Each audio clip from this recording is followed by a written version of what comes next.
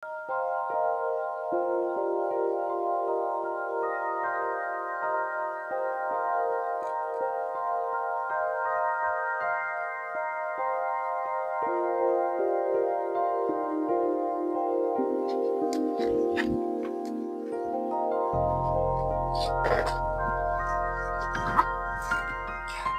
dobry, nazywam się Ania. Jeśli jesteście po raz pierwszy na moim kanale, miło mi Was przywitać.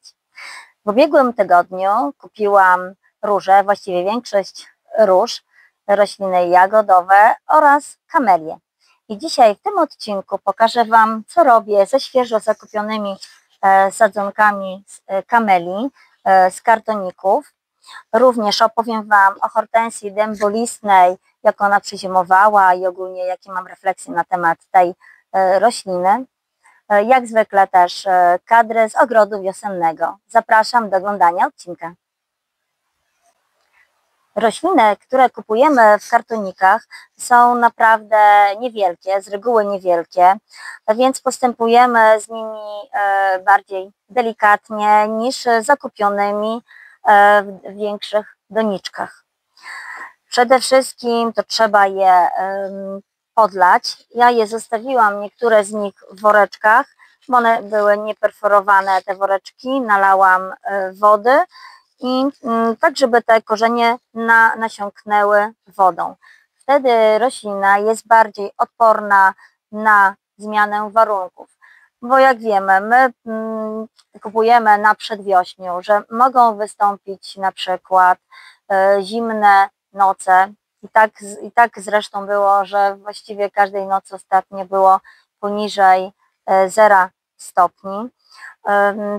Następnie, jeżeli przesadzimy je nawet, to przyjdą dni takie, gdzie jest na przykład bardzo ciepło i duże słońce, bo kwiecień, plecień, bo przeplata trochę zimy, trochę lata. Więc te rośliny, kiedy przesadzimy, należałoby trzymać w takich warunkach, w chłodnym, jasnym pomieszczeniu, nie na pełnym słońcu, delikatnie je podlewać. Później, jak one nabiorą odporności, one też będą inaczej się zachowywać na zewnątrz.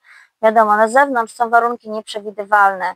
Jest czasem albo bardzo silny wiatr, bardzo duże słońce, gorąco lub zimno.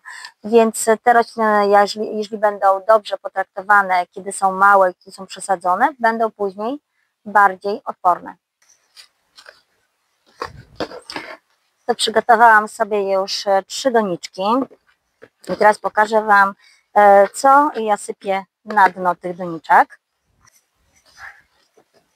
Więc to jest takie spróchniałe kawałki drzewa sosnowego. Można użyć na przykład kory sosnowej, która jest dostępna w sklepach, albo ogólnie coś, co nie zatrzymuje wody, na przykład drenaż, może to być keramzet,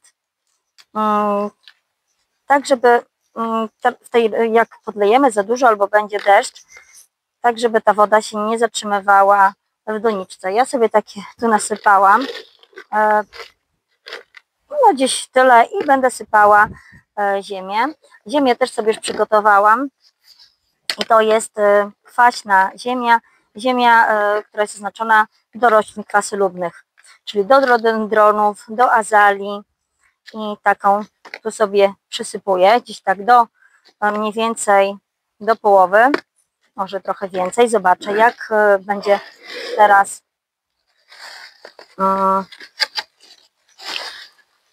I teraz wyjmuję sobie pierwszą doniczkę. Widać, że woda się przylała. Ja ją już mogę sobie wyjąć. Tutaj tą ziemię i resztę i z wodę tutaj wysypię. I teraz delikatnie wyjmuję. Ona jest tak namoczona, że bardzo łatwo się ją wyjmuje. Ja ją położę teraz, postawię tutaj w tej doniczce. Tak. I przysypię ziemią. Na kartoniku jest oznaczenie, co należałoby zrobić. Ostatnią rzeczą jest według tej etykiety, że obcinamy kamelię po posadzeniu. Ja natomiast nie będę tego robić. Ona i tak jest mała i obawiam się, że mogłoby dojść albo do zakażenia. Nie będę jej obcinać. Ona w naszych warunkach jest rośliną delikatną. To nie są jej warunki klimatyczne. Więc zostawiam ją po posadzeniu właśnie w takiej formie i nie będę jej osłabiać właśnie przez przecinanie.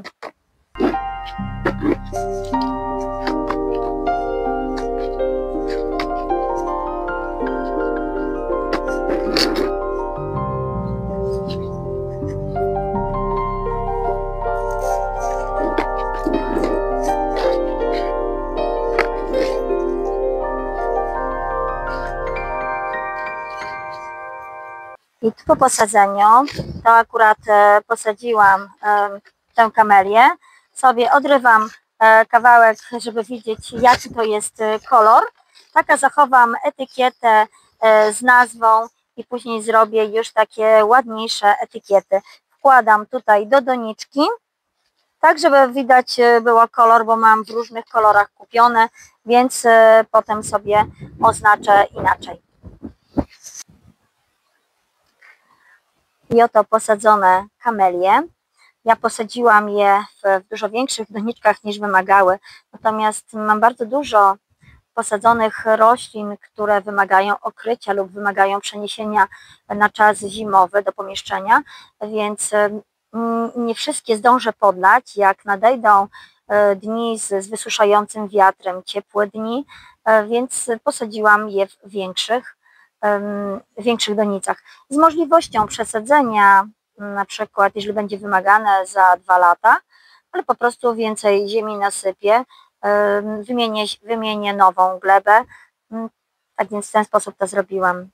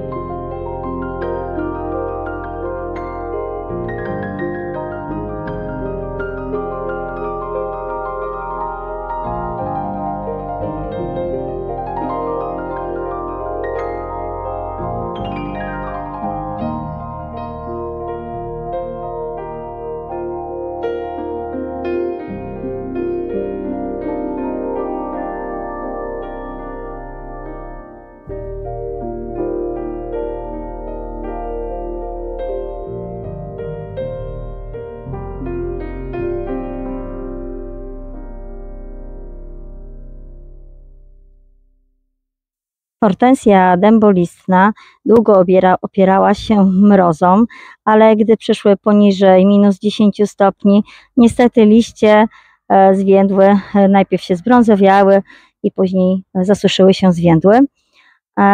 Więc do -3, do -4 ona cały czas utrzymywała zielone liście.